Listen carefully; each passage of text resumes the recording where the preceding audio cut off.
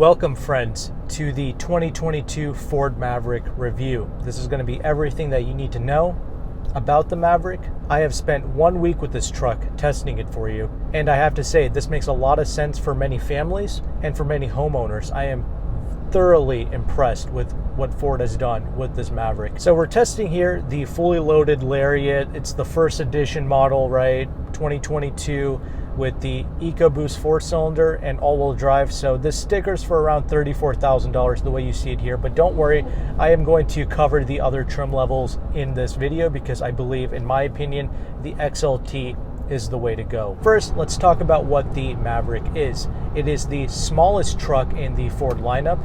Their new entry level, meant to compete with the new Hyundai Santa Cruz, which I have done a full review on, and you can check that out in the description box after you're done with this. I was also very impressed with the Santa Cruz, and I'm actually going to do a versus battle between the Maverick and the Santa Cruz in a later video.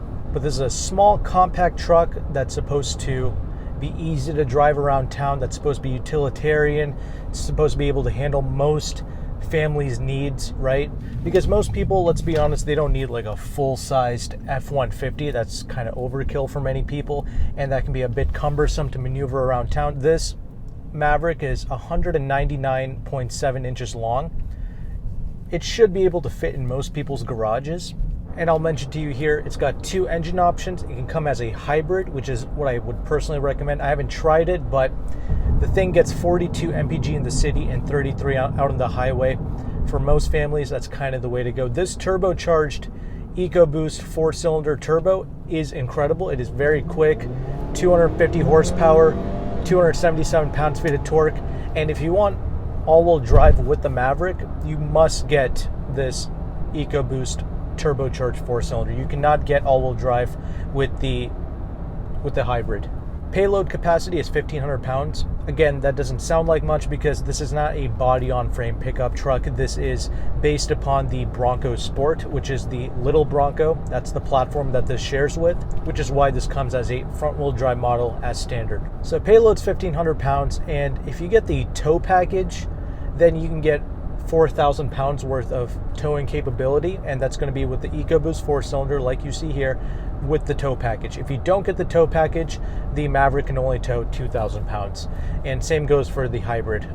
The hybrid can only tow up to 2,000 pounds max, which again, that's not that bad considering what this is. This is a compact truck meant for, small families, just doing light duty things, right? With a payload capacity of 1,500 pounds, Ford is claiming that you can put 37 40-pound bags worth of mulch in the truck bed of this Maverick, which is going to be more than enough mulch for most families. So that's the thing. I mean, this is supposed to be an alternative to like an SUV, because in an SUV, you don't necessarily want to load it up with dirt, mulch, or even certain chemicals that you're going to be applying in your home, right? That's more appropriate for a truck bed. You don't want to stink up your interior space. Or if you own like a business, this is going to be a great fleet vehicle because it's pretty inexpensive to buy the base models. I don't recommend buying the base model if you're not a business owner because it's pretty Spartan. Getting the XL model, it comes with like Steelies, and it's simply not a attractive package. And I think recently Ford went up on the price. It no longer starts at like $19,999 anymore.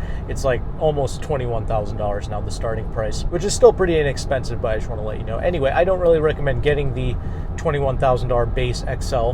But if you are a business owner, maybe you have a small catering service or something, it's better to put food and things like that, things that are going to stink up a cabin space, it's better to put it in a bed than inside of a traditional SUV.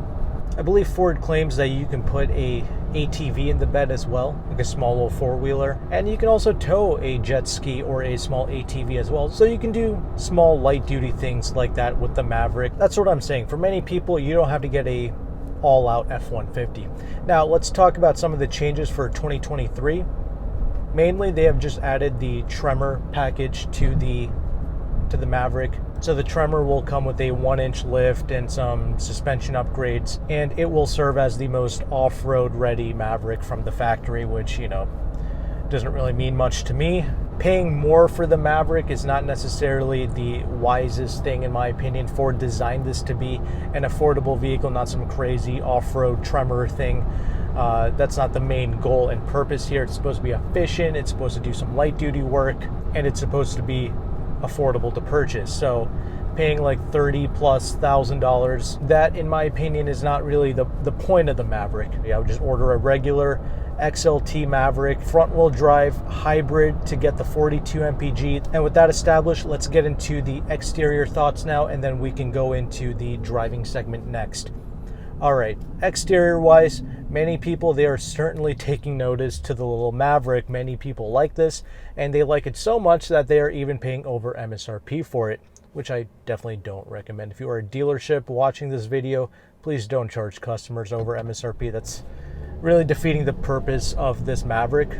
Ford meant this to be an affordable option for many homeowners, family people, right? So paying over sticker really defeats the purpose. But it's a good looking truck, and that's really where something like the Honda Ridgeline fails at. That is not an attractive looking truck. It's a good product, it's a good vehicle. It's made by Honda, it's going to be dependable, it's going to have great resale value. I'm sure it has its own little following. There are many people that I'm sure worship the Ridgeline, but most people don't. Most people do not like the Ridgeline. I mean, it's damn near 40 grand, and it looks very stupid in the eyes of most people. Whereas the Maverick and the Santa Cruz, these are fresh vehicles. Both of them, they look great, they look modern, they're sleek. Because this is the Lariat with the FX4 package, the first edition, we have some stripes over the bonnet and on the side of the truck here. It's also going to come with a little soft tonneau cover in the back. And of course we have here the 17-inch black wheels wrapped in 235 wide all-terrain Falcon tires. And these are some pretty good tires, mind you. They don't produce a whole bunch of noise or anything like that. You get that subtle tire hum, of course, which you can expect, but the tires have done extremely well in many different conditions for me. So yes, for 34 grand, we have the proper look here. This is a nice looking Maverick here. We have the LED daytime running lights and everything, which is not standard, of course. But again, the XLT can also look really good as well. And that's going to come with 225 wide tires. And I think if you go up to the Lariat, you can get 18-inch wheels, which I certainly don't recommend getting the Lariat or the 18-inch wheels. I like the way this Maverick rides as it is. But you let me know your thoughts in the comment section on how this Maverick looks. Let's go ahead and let's transition over into this driving segment now. Time to test out these brakes, which these brakes are just comical, man. I mean, these brakes, I feel like they came out of a F-350 pickup truck. They just stop on an absolute dime. As soon as you touch the brake pedal, I feel like you're in full panic stop mode in this. It's pretty nuts. The only other brake pedal that I felt that was like that was in the Volvo XC40. Volvo also has these crazy sensitive brakes, but don't get me wrong, they stop extremely well. It's fantastic for bumper-to-bumper traffic, city driving. You have plenty of confidence in the braking performance of this. Let's talk about these engines now. So we have here the EcoBoost 4-cylinder producing 250 horsepower, 277 pounds-feet of torque. It is very quick indeed, but as nice as it is, I would skip it. I would get the hybrid for sure. That produces 192 horsepower and a pretty abysmal 155 pounds-feet of torque. See, look at this. When you just get on it, it effortlessly rings out. I believe Car and Driver, they tested this Maverick to do 0 to 60 in around 5.9 seconds. And they tested the hybrid to do 0 to 60 in like 7.7 seconds. So this EcoBoost is about 2 seconds quicker in 0 to 60. But, you know, as quick as this Maverick is, I don't really find myself flooring it all the time like that. I just find myself cruising in it. Of course, the power is great to have, but it's just not necessary. I'm perfectly happy in this doing the speed limit, and that's one of the best attributes about this Maverick. You don't have to beat on it to have fun. It's very pleasurable just driving around like a normal person on an everyday basis. Besides, the low price of entry combined with 42 mpg in the city, 33 out on the highway, that means your monthly cost has now been reduced even further by getting the hybrid. It just makes sense. Plus, the hybrid will come with a CVT transmission, whereas this EcoBoost will come with the 8-speed. The CVT found in the hybrid is not like a belt-driven system. It has planetary gears involved in it, very similar to what Toyota offers. So it should be a pretty reliable unit, that hybrid. And I believe Ford offers you like an 8-year warranty on the hybrid components anyway. So another thing we have here, all-wheel drive with this EcoBoost 4-cylinder. You must get the EcoBoost 4-cylinder if you want all-wheel drive. They do not offer the all-wheel drive on the hybrids, so keep that in mind. But one thing to note about the all-wheel drive is it is a on-demand unit, and also you get upgraded rear suspension when you do go with the all-wheel drive. Standard with the front-wheel drive models, you will be getting a McPherson strut suspension in the front, and you will be getting a torsion beam in the rear, twist beam if you will. And when you go with the all-wheel drive models, you will get a multi-link rear suspension. And when you get the FX4 package, the suspension is yet again revised and updated for more off-road capabilities, right? The all-wheel drive system, in conjunction with the better rear suspension, that's really one of the main reasons why this Maverick handles so well. There's hardly any real body roll with this Maverick. When you drive this, you have this sense that all the weight is really down low. It's managed extremely well. None of your occupants are getting car sick. I had many people in here. They loved riding in it. They thought it rode amazing. Even over the most like jittery bumps, this suspension setup is doing a great job in absorbing all of that. Even though this is a pretty inexpensive product, this Maverick, it's literally one of the lower end products that Ford sells. This does not feel like a tin can, and honestly, I kind of anticipated that this would be a pretty amazing vehicle because Ford is not stupid. They do not mess up their truck products. The F-150 is absolutely amazing. This Maverick is awesome. I have not tried the Ranger, but I'm sure that's pretty good as well. But I feel like most people would probably skip the Ranger and they would just go for this Maverick simply because of the price and simply because, honestly, there's no real need for that mid-level truck anymore. It's either F-150 or this, in my opinion. I don't really see the need of a Ranger anymore or something like the Honda Ridgeline because this is doing so well for most families. And we have here the auto stop start function, and it's pretty smooth. I do like it. I don't turn that off. It doesn't bother me. So I do like the auto stop start in this. I was driving this in the rain. I was trying to hoon this thing around and I literally floored it into a corner. I'm just trying to make this thing lose control and it just doesn't. It just sticks to the road. It's very impressive. So it inspires confidence when you drive the Maverick. The steering weight is perfect. I mean, it doesn't feel like a loose slush box. The steering is right where it needs to be. It's precise. It has the correct amount of weight to it. It does not get fatiguing to drive. From a refinement standpoint, I already mentioned that there's a little bit of a tire hum coming from these all-terrain tires, but it's really not that bad. Even the wind noise is pretty well contained around the city.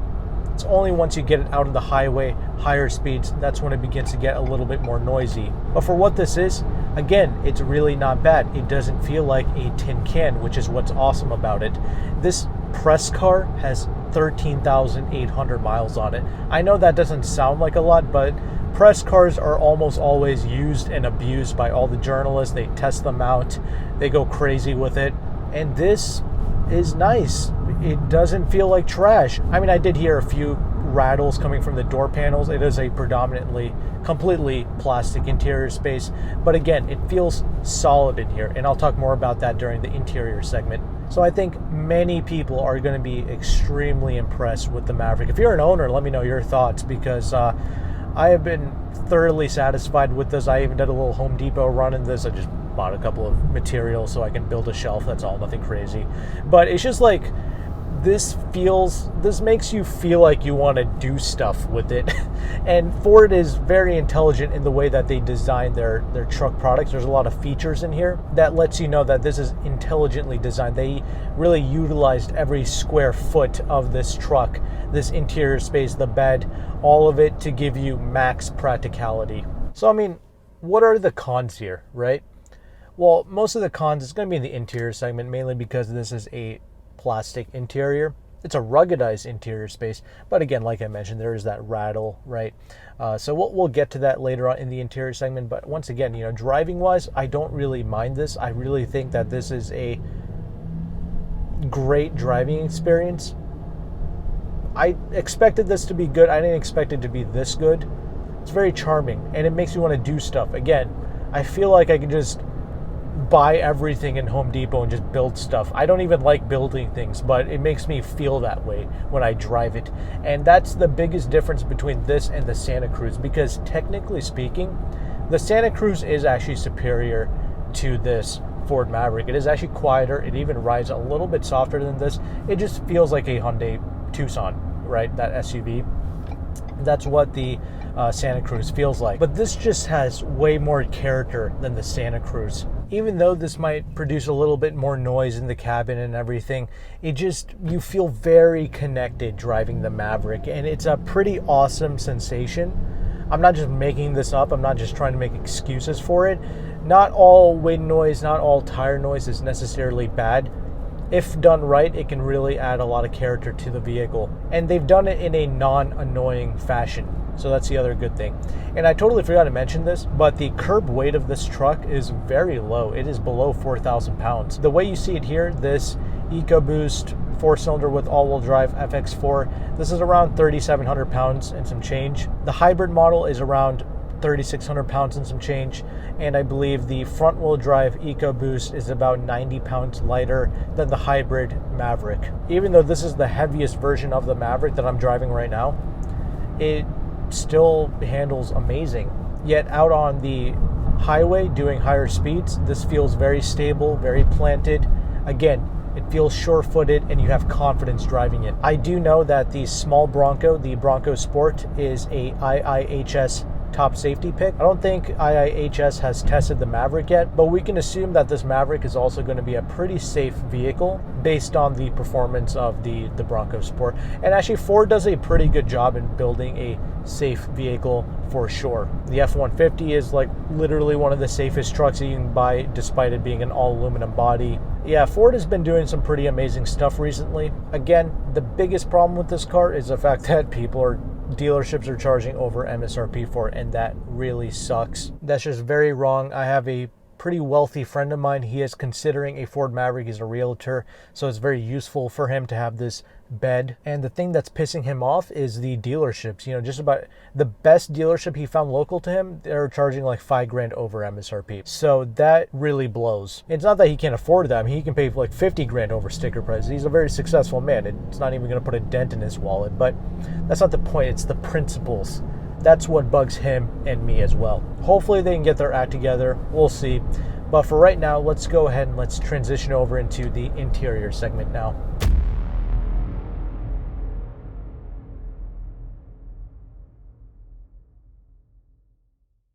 Now, let's move on to the interior space, because as I already mentioned in the driving segment, I did notice some creaks and rattles coming from the door panel area, but that's about all I noticed, because the rest of the cabin space, even though it's a predominantly plastic interior, it does have a nice, strong, sturdy feel to it, almost like a industrial, like a Toyota-esque build quality to the interior.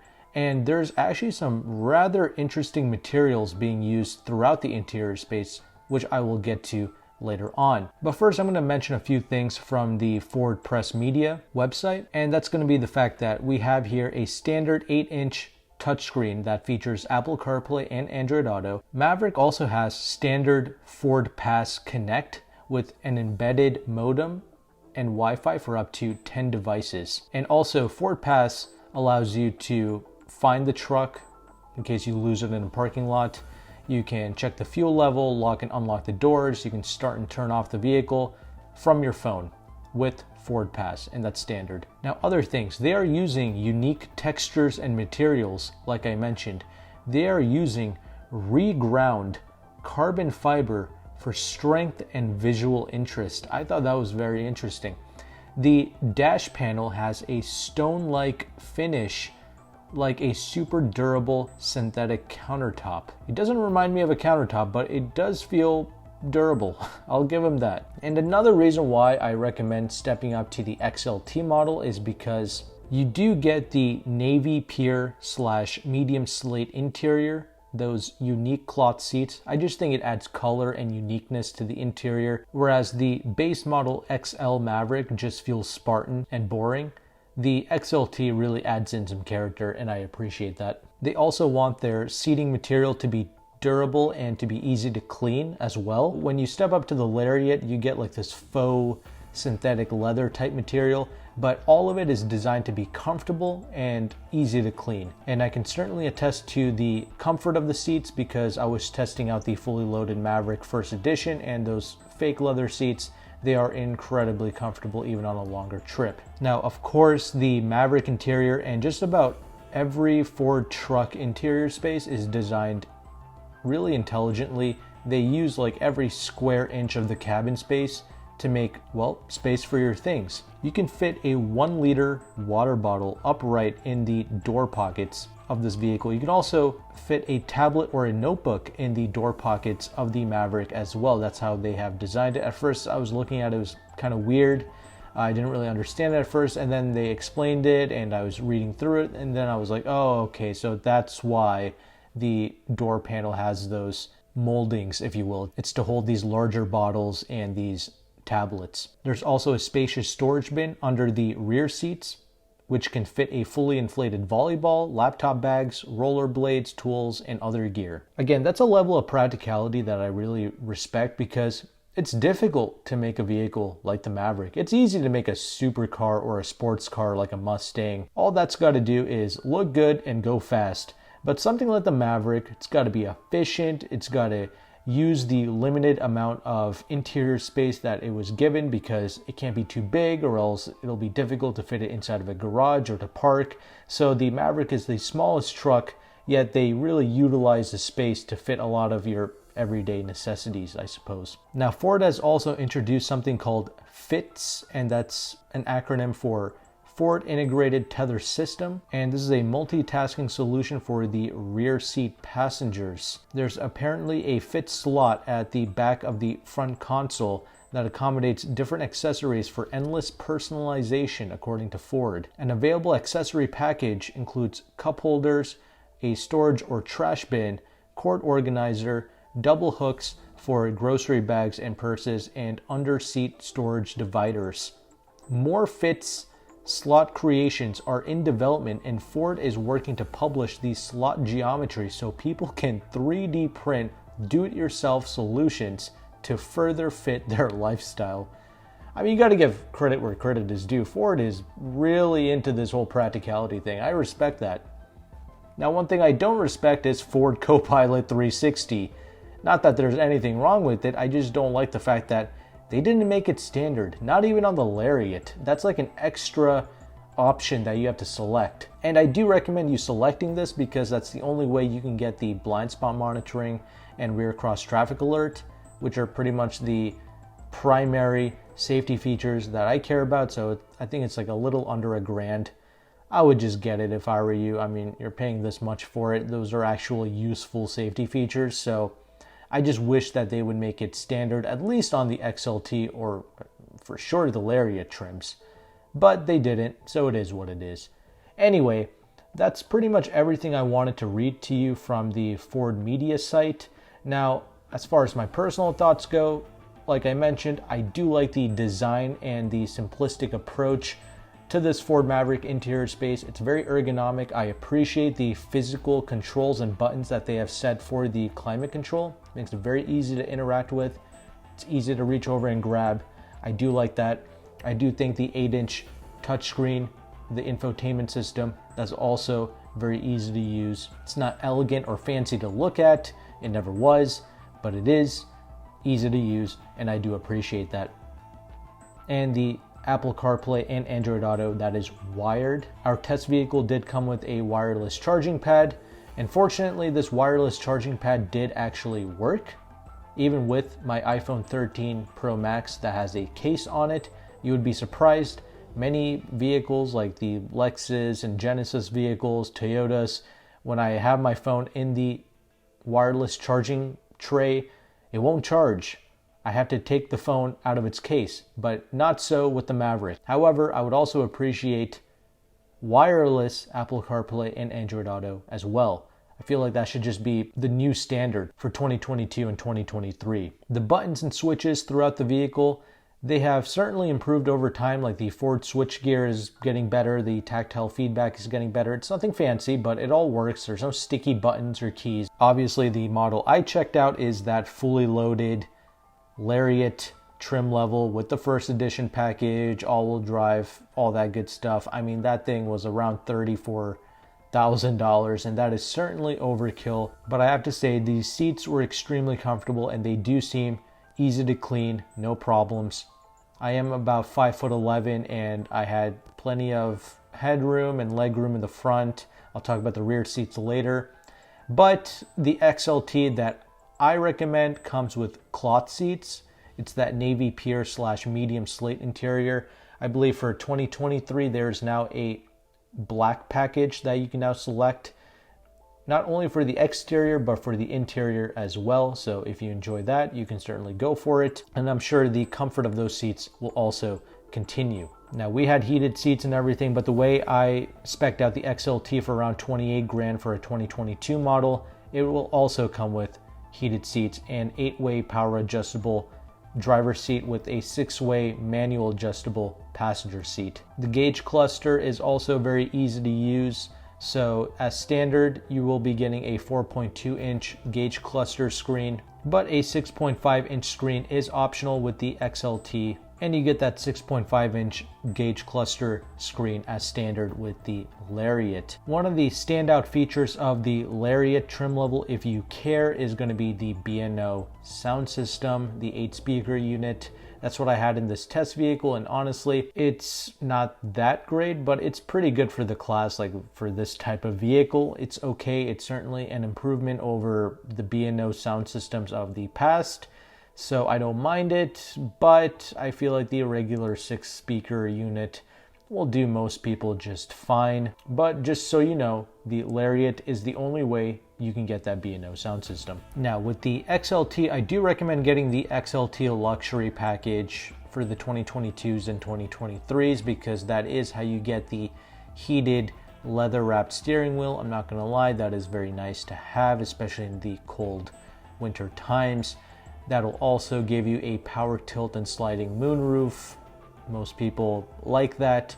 And it'll also give you a 400 watt, 110 volt outlet for the interior of the Maverick, and also in the bed of the Maverick as well. And I'll be talking about the bed a little bit later. So that 28K hybrid front wheel drive Maverick that I'm referring to includes this XLT luxury package and the Ford Co-Pilot 360, all that good stuff. I just think those two things make the Maverick what it is, and a much better livable package, if you will. You also have a rather useless piece of storage next to the infotainment. Honestly, there's not much you can put in there. Let me know in the comment section what you would put in that little cubby space, that little rectangular cubby space next to the infotainment. I couldn't really find a use for it. I just feel like whatever's in there will probably just roll right out. I would just prefer having a larger infotainment there instead, but it is what it is. That's the design approach that they went with. It's not a big deal. I just thought I would mention it. I do really like the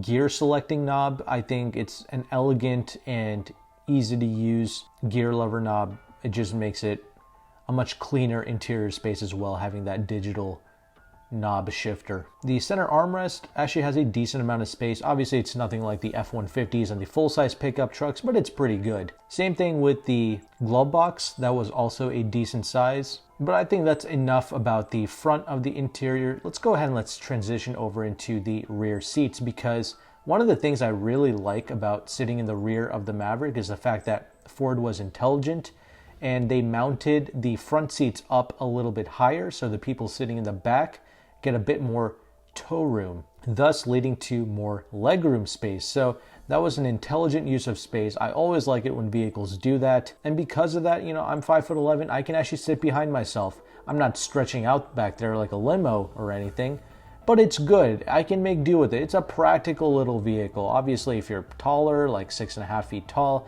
then it's going to be a little bit more constricted. But if you're like 6 feet and under, that's perfectly fine. And that's what most adults are sized at anyway. Like I mentioned, you have plenty of headroom and legroom in the front, so taller people can certainly fit in the front without any issues. It's just in the back, if you're under 6 feet, it's going to be great for you. Also, the comfort of the seats certainly continue in the rear as well. And as Ford already mentioned, you also have storage underneath the rear seats as well. Now the bed of the Maverick. This is a 4.5 foot bed. As I mentioned before, it has a 1,500 pound payload, and that's about 37 bags of 40 pound mulch, as Ford likes to say. The tailgate can hold up to 500 pounds, so like 2 adults leaning on the tailgate, that should be fine. And with that tailgate down, you can certainly fit like 2 dirt bikes in the back that's strapped down, and also maybe like a mid-sized ATV that can also fit back there as well. So that is certainly a useful amount of space. And the model that I'm testing, that came with a little tonneau cover, and that's great. I appreciate that tonneau cover. If you just want to use it as a trunk, if you will, you can just have some tote boxes and just organize things in the truck box or the truck bed that way. And as I mentioned, if you go with that XLT model, you have to get that luxury package as well, and that's what enables this truck to have that 110 volt 400 watt outlet in the truck bed, and that can be used to power phones, laptops, small TVs, a cordless tool battery charger, a small corded tool like a jigsaw. All those things can be plugged in with that outlet. There's also a small storage cubby built into the side of the bed on the XLT, and there's going to be 2 available on the Lariat trucks, and that can be used to keep a ball hitch or an air pump. And one other thing about that tailgate, it's a multi-position tailgate, so you can actually open it halfway as well, which I thought was rather interesting. And also on that tailgate, you also have some bottle openers as well. The F-150 had that too, which can come in handy, you know. But I want to read to you in more detail about some things in the new FlexBed that Ford is calling it. It's going to give customers organization and storage solutions to secure cargo while accommodating Ford accessories and creative do-it-yourself solutions. The team developed the features after watching people at home improvement and furniture stores, as well as college kids moving into their dorms. Kind of weird, but okay.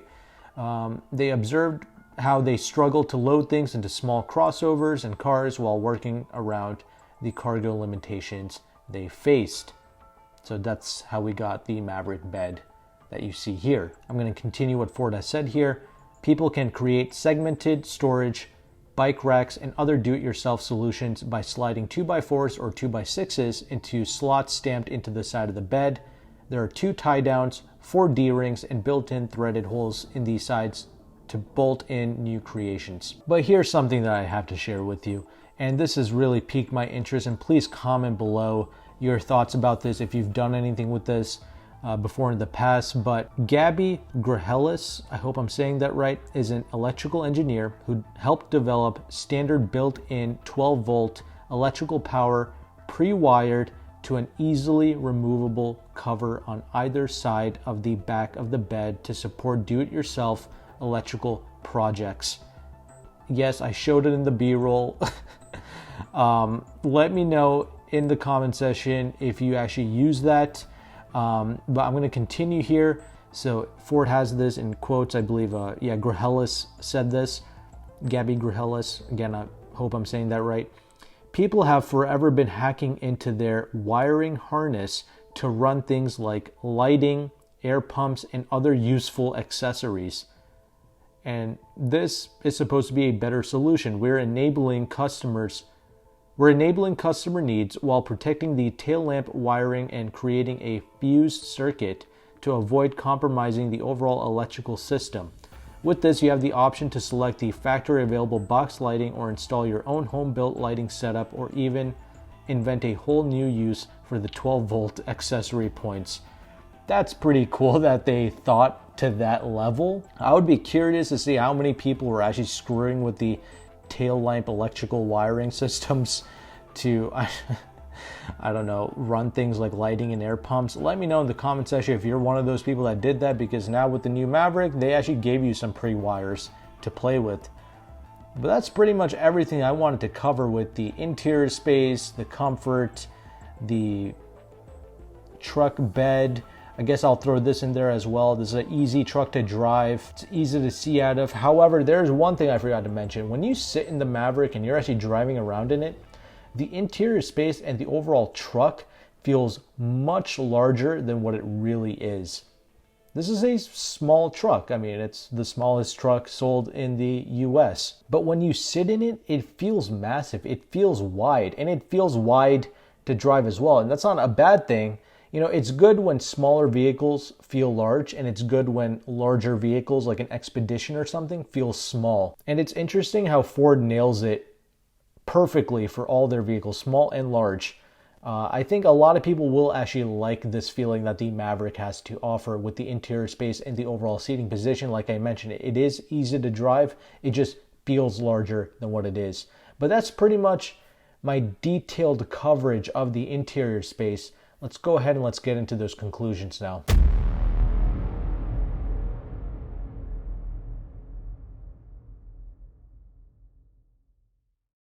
Conclusions on the 2022 Ford Maverick. Obviously, as you can see by my review, I am a huge fan of it. I think Ford has done a fantastic job with this Maverick. If you need something like this, go ahead. But the problems are the dealerships charging over MSRP, so make sure you find a good one to deal with. I also like the Santa Cruz a lot. I think it's a fantastic vehicle. In fact, it's very quiet, very comfortable, a little bit more so than this Maverick. But as I stated in the drive, this just has a more utilitarian character, and it's, I don't know, you just feel a little bit more alive when you drive the Maverick than you do the Santa Cruz. But both are excellent products, mind you. So nice, useful product from Ford at a obtainable price point. Very rare to see nowadays when everything is being sold for $45,000, $50,000, when that's the new average price of a new car being sold in the United States. Just nuts. So let me know if you're an owner of the Maverick. Let me know how you like it, how it's been treating you. If you have the hybrid or if you have the turbocharged 4-cylinder, let me know your thoughts on it. Thanks again for watching. I will have the next video on the end screen here for you to check out, and I will see you there.